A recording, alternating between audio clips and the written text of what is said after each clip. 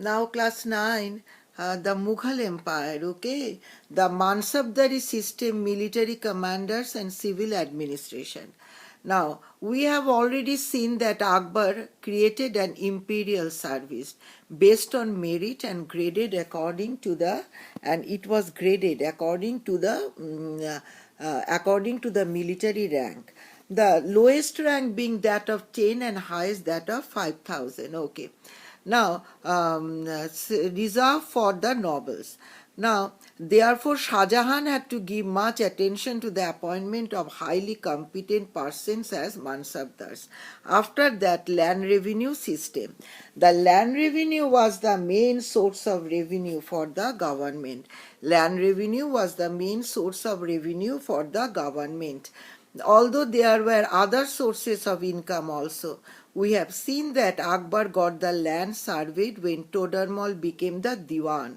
He assessed that during Akbar's time, Todarmal played a very important role in the land revenue system, and Todarmal was the Diwan. He assessed the revenue according to the productivity of the soil, and the state demand was fixed. The state demand was fixed at 1/3 of the land produce. The revenue system could not remain that efficient as it should have been when the administrative machinery got out the gear during Aurangzeb's reign. The army and the navy, page B105. The armed forces were composed of few things. What are these? Number 1, infantry. Number 2, cavalry. Number 3, artillery. Number 4, navy. And number 5, war elephants. The artillery consisted of two sections, heavy guns and the light artillery. The heavy guns were used for assaulting forts.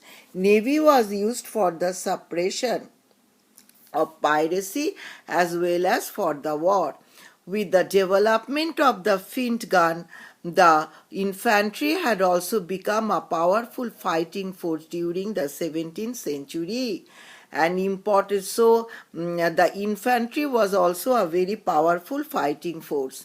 An important factor that harmed the efficiency of the Mughal army was that the army looked like a moving city. The army moved like a moving city, with a portion of the harem, wives of the nobles and the chief officers, their attendants, musicians, and the soldiers moving from one place to another.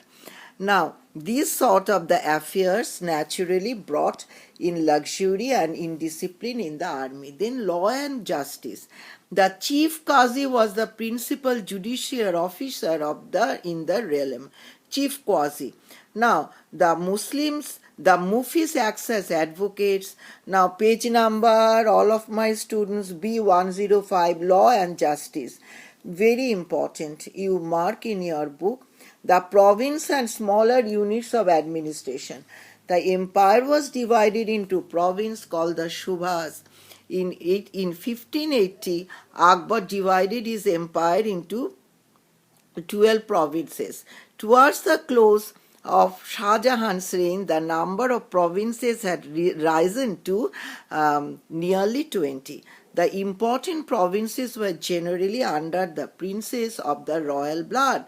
The provincial governor, called Subedar or the Sipahi Salar, was the main commander-in-chief, was at the head of the civil and the military both. The Shubhas was further divided into sarkars and parganas, which corresponded to the modern day districts and tehsil subdivisions respectively. The Mughal architecture.